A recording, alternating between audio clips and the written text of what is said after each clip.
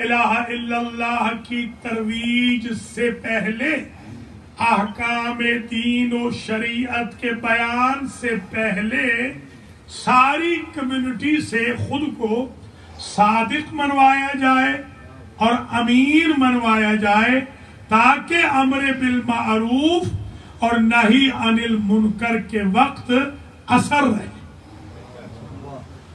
ہمارے ہاں بدقسمتی یہ ہے کہ ہم نعرہ پہلے لگاتے ہیں، عمل بعد میں کرتے ہیں۔ حضور نے عمل پہلے کر کے دکھایا، نعرہ بعد میں لگایا۔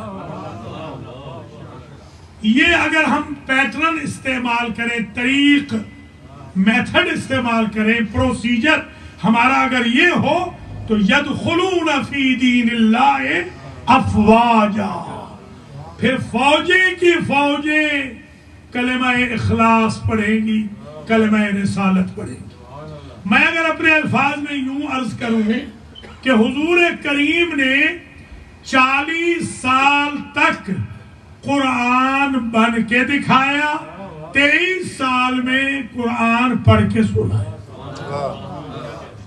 یہ حضور کا طریقہ، یہ پہلا پہلو ہے سیرت کا۔ ہم سچے نبی کے ماننے والے ہیں، سچے خدا کے ماننے والے ہیں، سچے اماموں کے ماننے والے ہیں، سچی بطول کے ماننے والے ہیں، سچے قرآن کے ماننے والے ہیں، سچے دین پر ہیں، سچی شریعت پر ہیں، سچی طریقت پہ ہے، سچی عصمت پہ ہے، سچی ولایت پہ ہے، سچی وصایت پہ ہے۔ ہمیں ہر حال میں سچا ہونا چاہیے۔ خدا نہ خواستہ کوئی شخص ایک جھوٹ بولے، 70,000 فرشتے اس پر لعنت کرتے ہیں۔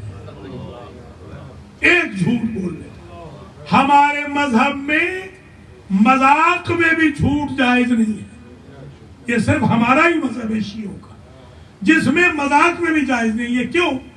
مذاق میں اگر جھوٹ بولے کسی کا کچھ بگڑ تو نہیں رہا، اس لیے شریعت نے منع کیا تاکہ مذاق میں بولتے بولتے سیریس بولنے کی عادت نہ ہو جائے، جس سے دنیا میں بھی ہلاکت ہو، آخرت میں بھی ہلاکت ہو۔ سچ میں دنیا میں بھی نجات ہے، آخرت میں بھی نجات ہے۔ میں نے یہ روایت دیکھی ہے کہ جب قیامت کا دن ہوگا، قبروں سے لوگ اٹھیں گے تو بہت پریشان ہوں گے۔ ایک گروہ وہ ہوگا کہ جن کے بارے میں فرشتے نعرے لگا رہے ہوں گے، جا صادقون، محشر والوں آگے سے ہٹ جاؤ، سچے آ رہے ہیں۔ ہمیں چاہیے کہ یہ سیرت کا پہلو اڈاپٹ کریں۔ اور امین ٹرسٹ وردی، یہ جو ٹرسٹ ہوتے ہیں اداروں کے، فلاں صاحب ٹرسٹی ہیں، یعنی ان پر اعتماد ہے، ان کا ہمیں یقین ہے کہ وہ امین ہے، وہ خائن نہیں ہے۔ تو امانت یہ ہے، امانت کا قانون یہ۔ مثلا میں آج حاضر ہوا یہاں پر، میں اپنے بھتیجوں کو، قبلہ عابدی صاحب کے صاحبزادوں کو کہوں کہ بھئی یہ امامہ آیا ہے میرے پاس نجف سے، یہ رکھ لیجئے، اگلے سال انشاءاللہ اسی دن، ذرا وقت پہ، آج تو ذرا دیر ہو گئی، وقت پہ انشاءاللہ پڑھیں گے تو 4 سے 5 جو پڑھیں گے یہ امامہ ایسے دے دیجئے گا، ڈبے میں رکھ لیجئے۔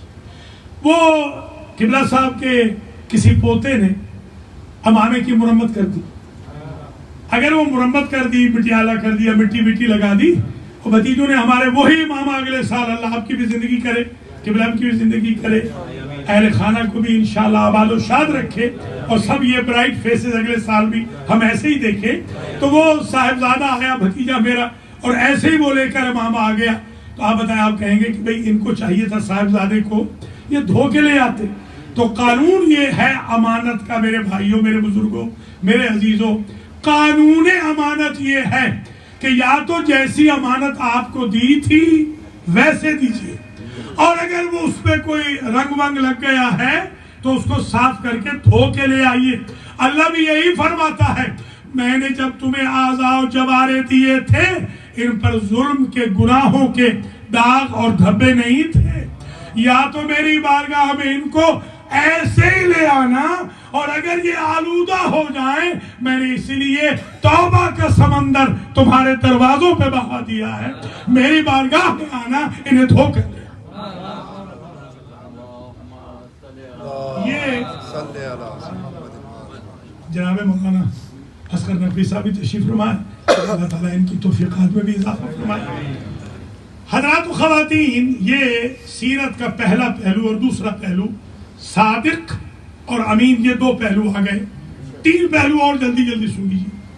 حضور نے جب کسی نے پوچھا کہ آپ کیوں آئے ہیں، دیکھیے مثلا مجھ سے اگر آپ پوچھیں کہ بھئی آپ یہاں اس بیت الشرف میں، دولت خانے میں آج کیوں آئے، تو آج تو میں مجلس پڑھنے آیا ہوں، آج میں مجلس پڑھنے آیا ہوں، میرا پرپس مجلس پڑھنا ہے۔ ویسے میں آتا رہتا ہوں، فیملی ٹرمز ہے، آج میں مجلس پڑھنے آیا ہوں، آج پرپس میرا مجلس پڑھنا ہے۔ تو حضور سے پوچھا کہ آپ کا پرپس کیا ہے سرکار، آپ کیوں تشریف لائے ہیں؟ آپ ہمیشہ فرماتے تھے انما بعثت لأتمم مکارم الاخلاق، میرا پرپس کائنات میں آنے کا ایتھیکل ویلیوز کو کمپلیٹ کرنا ہے، موریلٹی کو معراج بخشنا ہے، انسان کو انسان بنانا۔ ہدف پیغمبر اسلام، ہدف بعثت یہ ہے کہ آپ چاہتے ہیں انسان جانور نہ بنے، انسان درندہ نہ بنے، انسان حریص نہ بنے، انسان ڈکٹیٹر نہ بنے، انسان ظالم نہ بنے، حق و باطل کو گڑبڑ کرنے والا، حلال و حرام کو گڑبڑ کرنے والا نہ بنے۔ یہ حضور کا طریقہ ہے۔ حضور کے پاس ایک شخص آیا، اسے کہا یا رسول اللہ مدین کلو، یہ ہے تو بڑا مشکل کہ آپ کہیں کہ ایک جملے میں، ایک لفظ میں آپ پورا دین بتا دیں، مگر حلال مشکلات کے استاد کے لیے کیا مشکل ہے؟ جب ان سے پوچھا گیا ایک لفظ میں دین بتا سکتے ہیں سرکار؟ آپ نے فرمایا ہاں، حسن الخلق، سارا دین یہ ہے کہ خوش اخلاق رہو۔ وہ شخص پلٹ کے دائیں طرف سے آگے، اسے کہا سرکار مدین کلو، سرکار نے فرمایا حسن الخلق، وہ لیفٹ سائڈ سے آ گیا۔ سرکار نے فرمایا حسن الخلق، وہ بیک سائڈ سے آ گیا۔ ہمیں تو نہیں پتا ہوتا ہمارے پیچھے کیا ہے۔ حضور تو پشت کی طرف سے بھی ویسے ہی دیکھتے ہیں جیسے سامنے سے دیکھتے ہیں۔ حضور تو نصف النہار پہ ہے نا، دیکھیے جب آپ نے سورج کبھی دیکھا ہو نصف النہار پہ 12:50 پہ آج کل آپ دیکھیے گا تو آپ کو سایہ نظر نہیں آتا، کیونکہ جب سورج کمال پہ ہوتا ہے تو سایہ نہیں ہوتا، جب زوال پہ ہوتا ہے تو سایہ ہوتا ہے۔ آمنہ کے لال کو زوال تو آیا نہیں تو سایہ کہاں تلاش کر رہے ہیں؟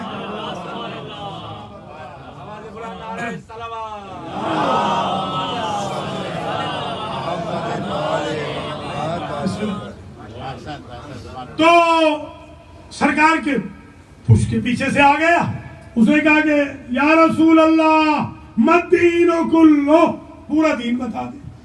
حضور نے فرمایا کہ اما فہمتا، تیری کھوپڑی میں بات نہیں آ رہی، تیرے سمجھ نہیں آ رہی، 3 دفعہ بتا چکا ہوں، پھر بتاتا ہوں، پھر بتا رہا ہوں۔ حسن الخلق، حسن الخلق، دیکھیے حدود اربع سنا ہے آپ نے؟ حدود اربع، ماشاءاللہ آپ کو اس سے زیادہ بہتر جیومیٹری وغیرہ جانتے ہیں۔ حدود اربع یہ ہوتا ہے رائٹ سائڈ پہ کیا ہے، لیفٹ سائڈ پہ کیا ہے، فرنٹ پہ کیا ہے، بیک پہ کیا ہے۔ یہ ڈیڈز پہ بھی لکھا ہوتا ہے، سامنے پارک ہے، پیچھے گاڑیوں کا گراج ہے، دائیں طرف یہ ہے۔ یہ حدود اربع نظر آ گیا۔ رسالت کا بھی، اسلام کا بھی، رسالت کو جس اینگل سے دیکھو وہ حسن خلق ہے، دین اسلام کو جدت سے دیکھو اخلاق ہی اخلاق ہے۔ اگر اخلاق ہے تو دین ہے، اخلاق نہیں تو دین نہیں۔ یہ تیسرا سیرت کا پہلو آ گیا، اخلاق، حسن الخلق، ایتھیکل ویلیوز۔ چوتھا پہلو سرکار نے جو ایڈوائسز فرمائی ہے، مثلا ایک اور شخص آیا، اسے کہا یا رسول اللہ مدین کلو، سارا دین بتا دے۔ ڈیفرنٹ اینگل سے حضور بتاتے تھے۔ ایک ایسا ہوتا ہے نا کہ ڈاکٹر صاحب بیٹھے ہیں، فزیشین ماشاءاللہ، یہ ہارٹ کے ڈاکٹر ہیں، تو یہ ظاہر سی بات ہے کہ یہ جو دوسرے اطباء ہیں یعنی جو برین وغیرہ کے ہیں ان کی دوائی نہیں دیں گے، یا دیں گے تو ریفر کر دیں گے. ہر دیکھیں بیمار ایک ہے، بیماریاں کئی ہیں، یہ معاشرہ بیمار ہے، بیماریاں کئی ہیں. ہر مریض کو سرکار ایک ڈوز دے رہے ہیں کہ ایسا مریض ہو تو ایسے استعمال کر لے، ویسا ہو تو ویسا استعمال کر لے. اس نے کہا سرکار پورا دین بتا دے مجھے. آپ نے فرمایا پورا دین یہ ہے، الدین النصیحت، دین نام ہے خیر خواہی کا. اگر آپ پشت پیچھے اپنے دوست کے، بھائی کے، بہن کے، رشتہ دار کے، ساس کے، سسر کے، خواتین حضرات ویل وشر نہیں ہیں تو حضور نے بتا دیا کہ آپ دین پہ نہیں ہیں. دین پہ وہ ہے جو ہر حال میں خیر خواہ ہو، اپنوں کا بھی خیر خواہ ہو، پرایوں کا بھی خیر خواہ ہو. یہ ہے دین انیس. پانچواں اور آخری سیرت کا پہلو سنیں، پھر میں سبت اکبر کی سیرت کے 5 پہلو جلدی جلدی بیان کرتا ہوں. وہ یہ ہے کہ ایک اور شخص نے کہا یا رسول اللہ پورا دین مجھے بتا دیں. آپ نے فرمایا اطاعت الخالق والشفقت للخلق. پورا دین یہ ہے کہ ہر حال میں خالق کے مطیع رہو، اطاعت کرتے رہو، مخلوق کے ساتھ پیار کرتے رہو، سارا دین آ جائے. ہم لڑک جاتے ہیں، متقی اور پرہیزگار بنے تو تبلیغی جماعت کی طرح بن گئے، بیوی بچوں کا خیال ہی نہیں. وہ کہاں بیچارے دھکے کھا رہے ہیں، کچھ علم نہیں. صاحب بہادر کو 2 سال کی ڈیپوٹیشن مل گئی ہے کہ تبلیغ کرنی ہے. میں نے تبلیغی جماعت کے ہیڈ سے کہا ایک مرتبہ، میں نے کہا بھیا اگر ایسی تبلیغ ہوتی تو حضور تو ایک دن گھر نہ بیٹھتے، حضور تو پھر باہر ہی رہتے، ہمیشہ بستر گول کر کے ہی چلتے رہتے. یہ طریقہ بالکل ٹھیک نہیں ہے. لا رہبانیت فی الاسلام، اسلام میں کوئی فنا فی اللہ ہونے والی بات رہبانیت نہیں ہے. خیر الامور اوسطھا. ادھر لڑکے تو ہیومن رائٹس اتنے کر رہے ہیں، نہ جماعت کا وقت ہے، نہ جماعت کا وقت ہے، نہ قرآن کا بھی کھولا ہے سال بھر میں. ہم تو بس لوگوں کے پبلک کے کام کیے جا رہے ہیں. لا طاعت الخالق فی، لا طاعت للمخلوق فی معصیت الخالق. آپ بندوں کو خوش کرنا چاہ رہے ہیں، خدا کو ناراض کر کے بندوں کو خوش نہ کریں. بندوں کا وقت بندوں کو دیں، اللہ کا وقت اللہ کو دیں. یہ ہے مکمل دین. اب آئیے 5 پہلو، 5 پہلو سبت اکبر. پہلا پہلو، آپ ایمان سے بتائیے اگر وہ ملعون، وہ اپوننٹ، وہ قاتل مولا کائنات، قاتل امیر المومنین، قاتل ام المومنین، اگر وہ قاتل آج آ جائے یہاں پر مسئلہ آج آ جائے تو ہمارا ریئیکشن کیا ہوگا؟ ہم تو بالکل آپے سے باہر ہو جائیں گے. مگر امام حسن مجتبیٰ کی سیرت دیکھیں، وہ فرماتے ہیں ہم تابع حکم الہی. اگر وہ حکم دے تو جنگیں ایسی کریں گے کہ خیبر و خندق میں 70 پشتوں تک چرچے چلے جائیں گے. اور اگر وہ حکم دے صلح کا، وَالصُّلْحُ خَيْرٌ، تو صلح ایسی کریں گے کہ باپ کے قاتل سے بھی مصالحت کر لیں گے، اسلام کی تبلیغ کی خاطر، دین کی بقا کی خاطر. یہ یاد رکھنا، صلح حسن کی مشہور ہے، علماء بیٹھے، یہ صلح حسن کی نہیں ہے، امام حسن کی صلح نہیں ہے. صلح کی ہے فلاں نے، وہی غریب شام نے. جی ہاں، وہ ہمارے ایک مولوی صاحب تھے، آپ کے ایڈیا کے تھے، وہ ہمارے وطن میں آئے تو ان بیچاروں پہ FIR کٹ گئی. اس زمانے میں ان کو دھر لیا گیا، ٹانگے سے اتار کے گرفتار کر لیا. وہ ساری زندگی کہتے رہے بھائی میں سندرال گیا تھا اور خوشاب آ رہا تھا، ٹانگے پہ مجھے پکڑ لیا گیا اس لیے کہ میں نے 3 منحوسوں کا ذکر کر دیا تھا. ایسے منحوسوں کا کیا ذکر کرنا کہ جن کے ذکر سے دنیا میں جیل ہو، آخرت میں کیا ہو. میں بھی یہ نام نہیں لے رہا ہوں ان منحوسوں کا، کیونکہ آج کل بڑی FIR کٹ رہی ہے. تو وہ منحوس ترین انسان، مگر مولا اپنی شرائط پر सुलह के लिए आमादा हुए हैं। अगर सुलह हसन की होती तो शराइत वो मनवाता, अगर शराइत इमाम हसन मुज्तबा ने मनवाई है तो ऑफर उसकी तरफ से है, एक्सेप्टेंस इधर की तरफ से। ये ऑफर बताती है कि वो घबरा गया, वो थक गया, गालियां दिलवा के भी थक गया, लान उतान करवा के भी थक गया, कत्ल करवा के भी थक गया, बल्कि उस मलऊन ने अपने भरे दरबार में कहा, जब किसी ने अबुल हसन की मुखालफत की, उसे कहा उसको खामोश हो जा, मैंने कत्ल जरूर कराया है मगर जेन्युइन शख्सियत थी सिर्फ अली की, इसलिए कि रहमल्लाहु अबुल हसन वल्लाहि काना हशन बशा, खुदा रहमत नाजिल करे अबुल हसन पर, बड़ा खुश अखलाक इंसान था। गोया वो मलऊन जात को मार सका, बात को न मार सका, इमाम अली अलैहिस्सलाम के किरदार को नहीं मार सका। पहला सीरत का पहलू तो सुलह है, मुसालहत। वो अपने बाप के कातिल से सुलह कर रहे हैं दीन बचाने के लिए, और हम आपस में लड़े जा रहे हैं। हमारे यहां हर बंदा दूसरे से लड़ रहा, झगड़ा कर रहा, दिन ब दिन ये लड़ाई बढ़ती जा रही है। अपनी एनर्जीज को यहां वेस्ट न करो मेरे भाइयों, कि जब इमाम ज़माना आए तो आप इतने टायर हो चुके हो, थक चुके हो कि आप सोते ही रह जाए, गाड़ी इमाम की चले जाए आप सोते ही रह जाएं, इसलिए कि आपने अपने आप को आपस की लड़ाइयों में इतना थका लिया होगा कि इमाम ज़माना के दुश्मन से लड़ ही नहीं सके। मेरे एक उस्ताद थे, शायद हमारे आगयून आगा इफ्तिखारी और आगा आपनी दोनों को याद होगा, आयतुल्लाह शेख अली पनाह इश्तिहारदी मदरसे खान में। हाँ चलिए, आपके उस्ताद थे, हमारे भी उस्ताद थे, हमने पहले पढ़ा, इन्होंने बाद में पढ़ा जी। तो वो मदरसे खान में दरसे खारिज पहले पढ़ाते थे, फिर लुमा भी पढ़ाते थे, उसूल भी पढ़ाते थे, रसाइल। मैंने उनके बाद मकासिब पढ़ी, मकासिब मुहर्रमा मैंने उनके पास पढ़ा। हर रोज फजर के बाद मासूमा कुम के हरम के बाहर वो एक बेल्ट होता है ना जो मौलवी सामान बांधते हैं, वो बेल्ट बांध के खड़े हो जाते हैं। बेल्ट वैसे तो फौजियों का होता है। तो मैंने पूछा कि आगा साहब ये क्या है, बेल्ट बांध के आप खड़े हो जाते हैं, किबला रुख। फरमाते हैं मैंने सुना है कि जो मुस्तईद होगा ना डेली फजर की नमाज के बाद, जो मुस्तईद होगा इमाम का सिपाही बनने के लिए, इमाम उसे जरूर बुलाएंगे। तो मैं डेली फजर पढ़ के चला जाता हूँ, किबला रुख हो जाता हूँ कि अगर वक्त आ गया है तो गुलाम हाजिर। कुछ मैसेज दिला है आपको, ये रखना है। हमने ये तकरीर आखिरी मरहले में आ रही है, ये पहला सीरत का पहलू। दूसरा पहलू, एक जानवर था, उसको सरकार इमाम हसन मुज्तबा अलैहिस्सलाम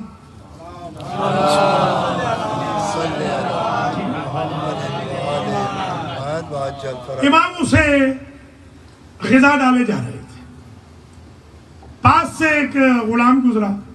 आपको पता है ना कि बाज़ गुलाम ऐसे होते हैं जो अपने आप को इमाम से अफजल समझते हैं। ये उस जमाने में भी थे, आज भी हैं। ये आज ईगोटिज्म वाले जो लोग हैं, गुरूर करने वाले, तकब्बुर वाले, ये दीन की ईंट से ईंट बजाने वाले, मराजे की मुखालफत करने वाले, नवाबी ने इमाम की, नायबी ने इमाम की मुखालफत करने वाले, या बद अकीदों को प्रमोट करने वाले, बद अमल जो लोग होते हैं, वो अपने आप को इमाम से अफजल समझते हैं। वरना अगर इमाम से अफजल न समझते तो दीन में आकर हुज्जत बाजियां न करते। एक तो ये उलमा हुज्जतुल इस्लाम होते हैं, और एक ये हुज्जतें करते हैं जो दीन को भी हुज्जतें करते हैं। तो खैर बात बहुत दूर न चली जाए, इमाम हसन मुज्तबा उस जानवर को ग़िज़ा डाले जा रहे। एक सरकार का चाहने वाला गुजरा, उसने कहा कि सरकार ये वेस्ट नहीं हो रहा। आपने फरमाया मैं जानवरों से अपना हाथ इसलिए नहीं रोकता हूं कि कहीं वो करीम रब मेरी तरफ से हाथ न रोक। ये दूसरा पहलू। तभी तो सिब्त अकबर है सारे मासूमीन में जिनका दस्तरखान मशहूर है। हालांकि अंबिया इब्राहिम जैसे अंबिया खाना नहीं खाते थे जब तक कोई, ठीक हो गया कि नहीं,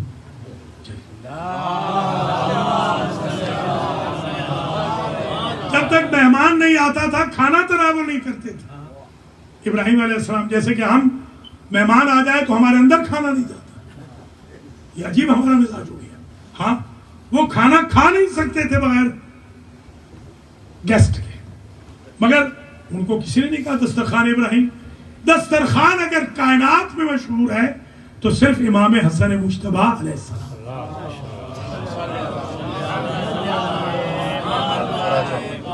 کریم اہل بیت، دیکھیں ذرا غور کریں، اہل بیت سارے خود کریم ہیں، کریموں میں کریم ہے حسن مجتبیٰ، سارے کریموں میں یہ کریم ہے. امام حسن مجتبیٰ سلام اللہ علیہ. تبھی تو ایک بدوی اعرابی آیا حج کرنے کے لیے.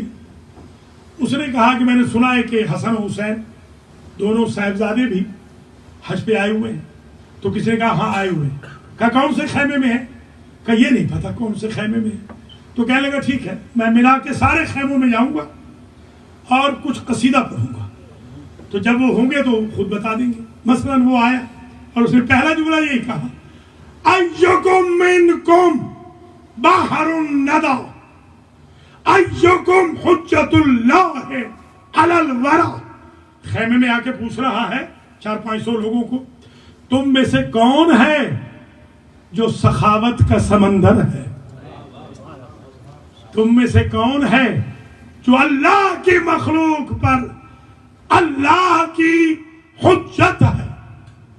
ایکم تحفت ملیک العرش الی المصطفیٰ ایکم القائم المقام علی المرتضی. تم میں سے کون ہے حاجیو کہ جسے عرش والے نے مصطفیٰ کے لیے تحفہ بنا کے بھیجا ہے؟ تم میں کون ہے جو علی مرتضی کا قائم مقام ہے؟ ایکم الشجیع، تم میں سے کون ہے ایسا بہادر، ایسا صاحب فضیلت کہ المفترض فضلہ علی حلقوم الاعداء. تم میں سے کون ہے کہ جس کے فضائل اس کے دشمنوں کے حلق پہ اٹک جاتے ہیں اور نکلتے نہیں ہیں حسد کی وجہ سے. یہ ظاہر ہے کہ یہ بہت طویل قصیدہ ہے، سارا حفظ ہے، مگر آج کا ہمارے وقت بالکل کوتا ہے. تو اسے پہلا جملہ یہی کہا کہ سمندر کون ہے، سخاوت کا سمندر کون ہے؟ حضرت امام حسن مجتبیٰ سمندر ہے سخاوت. یہ دو پہلو چھوڑ دیا، دو پہلو سیرت کے.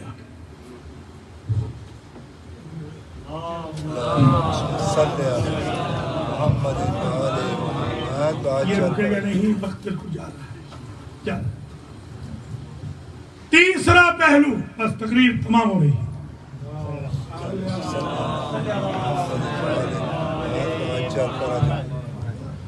تیسرا پہلو سیرت حسنیہ کا. پہلے یہ سمجھ لیجئے، ماشاءاللہ بزرگ تو جانتے ہیں، یہ جوانوں کو، یہ جو نوح خان وغیرہ ہیں بچے، خاص طور پر ان کو بتا رہا ہوں، یہ امام حسن کا نام حسن نہیں ہے. جب بھی آپ یہ بروشر شائع کریں HASSAN نہ لکھیں، یہ غلط ہے. HASAN. امام حسین کا نام بھی ایسے لکھیں، HUSAN، ڈبل ایس نہیں لکھنا. حسین یا حسن عربی میں ہے ہی نام ہی نہیں. جیسے رضا، امام علی رضا، رضا نام ہی کوئی نہیں، عربی میں رضا ہے ہی نہیں، رضا. تو یہ دیکھیں یہی انسٹیٹیوٹ ہے جس سے ہم نے یہ پیغام دینا ہے. سارا لوڈ یہی پر ہے، اسی کو حوزہ سمجھ لیجئے، یہی مدرسہ سمجھ لیجئے، یہی پرائمری اسکول ہے، یہی ہائی ہے، یہی انٹرمیڈیٹ، یہی ڈگری، یہی یونیورسٹی، یہی سیمینری ہے. یہی سے بتانا ہے، کم از کم جوان کچھ سیکھ کے تو جائے نا، کہ آج کے بعد بروشر پہ حسن نہیں لکھنا، یا ماتم کہنا ہے تو حسن، حسین، حسین نہیں کہنا، حسین، حسین کہنا ہے. اس لیے کہ ہم آل محمد کے ماننے والے ہیں، باب مدینۃ العلم کے ماننے والوں کو ایسی غلطیاں نہیں کرنی چاہیے. خیر، تیسرا پہلو امام حسن مجتبیٰ علیہ السلام کی سیرت کا امام چل رہے ہیں. ایک شخص ہے جو ان کے بابا کو برا بھلا کہتا ہے. اگر کوئی ہمیں برا بھلا کہہ لے نا، ہمارے اماموں کو کچھ نہ کہے، ہم اس کا کچھ نہیں چھوڑتے. اماموں کی تعریف کر رہا ہوں، ایک لفظ ہمارے خلاف کہہ دے ہم مرنے مارنے پہ تل جائیں گے. مگر امام کی سیرت دیکھیں، امام کے بابا کو سب کو شتم کر رہا ہے. امام نے ایسے ہی پوچھا کہ بھائی تم پردیسی معلوم ہوتے ہو، کوئی تمہاری پرابلم ہے تو کوئی میں تمہاری مدد کر سکتا ہوں؟ ایسے لگتے ہو تم بھوکے ہو تو آؤ میں کھانا کھلاتا ہوں، پیاسے ہو تو میں پانی پلاتا ہوں، لباس چاہیے ہو تو میں جوڑا دیتا ہوں، اگر سواری نہیں ہے تو یہ میرا گھوڑا لو، اگر گھر نہیں ہے تو گھر حاضر ہے. جب یہ سب کچھ عنایت کرنے والے تھے تو اس نے پوچھا کہ آپ اپنا تعارف تو کرائیں. کہ جسے تو برا بھلا کہہ رہا تھا میں اسی کا بڑا بیٹا ہوں. اس نے وہیں پر کلمہ طیبہ پڑھ لیا. میرے بھائیوں، لوگوں کو کلمہ اخلاق و کردار سے، حوصلے بردباری سے، تحمل سے، صبر سے، حلم سے پڑھانا ہوتا ہے، لڑنے جھگڑنے سے نہیں پڑھانا. یہ تیسرا پہلو ہے. چوتھا پہلو امام حسن مجتبیٰ کا ہلاک المرء فی ثلاث. بس ختم ہو رہی بھائی. بندہ چلتا پھرتا جنازہ ہوتا ہے اگر اس میں 3 خصلتیں پیدا ہو جائیں. وہ سمجھتا ہے میں زندہ ہوں، اندر سے وہ مرا ہوا. کون کون سی؟ الاستکبار والحسد والحرص. امام فرما رہے ہیں تکبر نہ کرنا مر جاؤ گے، حسد نہ کرنا تباہ ہو جاؤ گے، تمام لالچ نہ رکھنا چلتے پھرتے جنازے بن جاؤ گے. کم از کم جو 3 پہ تبرہ کرتے ہیں آج کے بعد ان 3 پہ بھی تبرہ شروع کریں. علماء اس کو انجوائے کریں گے. 3 سے تبرہ کریں، ان 3 سے تبرہ کریں. ان سے تبرہ کریں. چوتھا، پانچواں اور آخری سیرت مجتبیٰ علیہ السلام کا پہلو یہ ہے کہ آپ خطبہ ارشاد فرما رہے تھے اور ایک شخص آیا. اس نے جب آپ فرما رہے تھے کہ میں چاہوں تو شام کو عراق کر دوں، عراق کو شام کر دوں، فوق کو تحت کر دوں، تحت کو فوق کر دوں. اللہ نے مجھے یہ ہمت دی ہے، مجھے اللہ نے توفیق دی ہے. یہ شیعہ کا عقیدہ آج سن لیجئے، عالم دین کے گھر میں مجلس ہے، یہ وضاحت کے ساتھ سن لیجئے آج کہ ہمارا جو شیعوں کا عقیدہ ہے وہ یہ ہے: محمد و آل محمد علیہ السلام کو اللہ نے ولایت اور تصرف میکسیمم عطا فرمایا ہے. اللہ نے ان کو اختیار دیا ہے، یہ جو چاہے کر سکتے ہیں، یہ کر بھی سکتے ہیں، خالق بھی نہیں بنتے، احسن مخلوق رہتے ہیں. اس لیے کہ وما تشاءون الا ان یشاء اللہ، تم چاہتے نہیں ہو، وہی چاہتے ہو جو اللہ چاہتا ہے. اللہ کی منشا آل محمد کی منشا ہے، آل محمد کی منشا اللہ کی منشا. میں آج اگلے سال کے لیے یہ کوسٹنر چھوڑ رہا ہوں. اللہ کہتا ہے وما تشاؤون میں، اللہ سورہ دہر میں کہتا ہے اے آل محمد، دنیا میں تم نے وہ کیا جو ہم نے چاہا، قیامت میں ہم وہ کریں گے جو تم چاہو. یہ ہے ہمارا عقیدہ. لہذا یہ آج کل بڑے عجیب عجیب لوگ آ گئے، جی اتنا تصرف دیا، اتنا نہیں دیا. اللہ نے تم سے پوچھ کے دینا تھا. تم کس بات کی مولی ہو کہ آل محمد کے تصرف پہ بات کریں؟ وہ چاہے تو مشرق کو مغرب کر دیں، مغرب کو مشرق کر دیں. سرکار نے فرمایا میں چاہوں تو جنس بدل سکتا ہوں. جنس، یہ آج کل پاکستان میں جنسیں بدلی جا رہی ہیں. پاکستان میں یہ بل پاس ہو رہا ہے، یہ باقی سارے کام ہو گئے، اب یہی کام رہ گیا.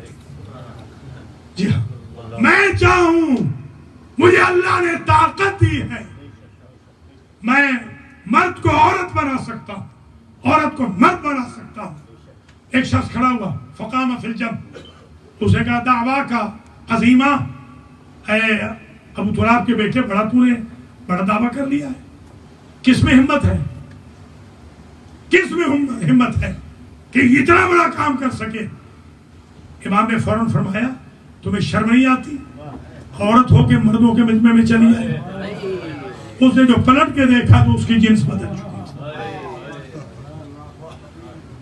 ایوکم مغیر الجنس لشانی الکذاب.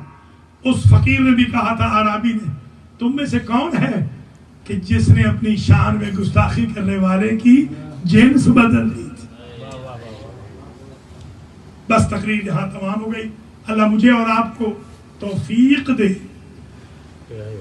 محمد و آل محمد خاص طور پہ حضور کریم اور امام مجتبیٰ کی سیرت طیبہ پر چلنے کی. آپ سب کو اللہ سلامت رکھے، میرے اور آپ کے گناہ معاف فرمائے، صاحب خانہ کو اجر و جزا دے، علماء کرام جو تشریف فرمائے، شعراء اعظام جو تشریف فرمائے، سادات کرام، مومنین مومنات ماشاءاللہ کریم تشریف فرمائے. اس وقت نیو یارک اور نیو جرسی کی، پینسلوینیا کی، اللہ آپ سب کو زندہ و سلامت رکھے، اس مجلس کو شرف قبولیت عطا فرمائے. حضرت امام حسن مجتبیٰ اور ان کے جد بزرگوار حضور اکرم صلی اللہ علیہ وآلہ وسلم کی تو اللہ اس گھر سے آفات ارضی و سماوی کو دور فرمائے. قبلہ عابدی صاحب کے والدین شریف ہیں اور ان کے ہماری بھابھی صاحبہ کے اعزاء و اقربا، خاص طور پہ جو ان کے بزرگ اس دنیا سے گئے، اور قبلہ صاحب کی ہمشیرہ بہنوئی، اللہ تعالیٰ ان سب کے درجات کو متعالی فرمائے. آپ کے ہمارے سب کے مرحومین کی مغفرت ہو اور اس گھر میں خیر و برکت اللہ نازل فرمائے. بس میں 5 جملے چھوٹے چھوٹے مصائب کے پڑھوں گا، دامن وقت کوتا ہے. پہلا جملہ تو میں یہ کروں گا، عرض کروں گا کہ ما اوذی النبی کما اوذیت. جتنا مجھے ستایا گیا، حضور نے فرمایا اتنا کسی کو نہیں ستایا، کسی نبی کو اتنا نہیں ستایا جتنا مجھے ستایا گیا. دیکھ لیں آپ، کبھی آپ نے سنا ہے کسی نبی کی بیٹی کو تازیانے مارے گئے ہوں؟ کسی نبی کی بیٹی کا بچہ شکم میں مار دیا گیا ہو؟ کسی نبی کی بیٹی پر دروازہ گرا دیا گیا ہو؟ دروازے اور دیوار کے درمیان پیس دیا گیا ہو؟ کسی نبی کے بارے میں سنا ہے کہ کسی نبی کی بیٹی کے دروازہ رات کی تاریکی میں جلایا گیا ہو، دن کی روشنی میں جلایا گیا ہو؟ کسی نبی کی بیٹی کو دفن کیا گیا ہو تو پردے میں دفن کر کے 7 قبریں بنائی گئی. ہمارے ہاں، ہمارا جو گاؤں ہے، ہم بادیہ نشین ہیں، گاؤں کے رہنے والے ہیں، دیہات کے رہنے والے. ہمارے کبھی ایسے ہو جاتا ہے سڑک پہ کوئی مسافر مر جاتا ہے. خدا شاہد ہے میں نے کوئی جنازہ ایسا بچپن میں نہیں دیکھا کہ مسافر مرا ہو اور 200 سے 300 لوگ اس کے جنازے میں نہ ہو. یہ کیا احسان کا بدلہ تھا. 18 لوگ تھے باپ کے جنازے میں، 12 لوگ تھے بیٹی کے جنازے. ما اوذی النبی کما اوذیت. جتنا مجھے ستایا گیا اتنا کسی کو نہیں ستایا گیا. کیسے ستایا گیا آپ ایمان سے بتائیں. نبی کی نواسیاں ہوں، سروں پہ چادریں نہ ہوں، چہرے ان کے کھلے ہوئے ہوں، اور 36 شہروں میں ان کو پھرایا جائے، اور 36 شہروں میں زینب عالیہ ایک ہی سوال کرتی جائے، لوگوں مجھے چادر دو، میں نبی کی نواسی ہوں. اور کیا ستائیں گے پیغمبر کو؟ اتنے ظلم کیے ہیں کہ نبی کی قبر ہلتی رہی. آپ ایمان سے بتائیں جب حسن مجتبیٰ کے جگر کے 72 ٹکڑے دشت میں آئے ہیں، کیا نبی کی مزار ہل نہیں گئی ہوگی؟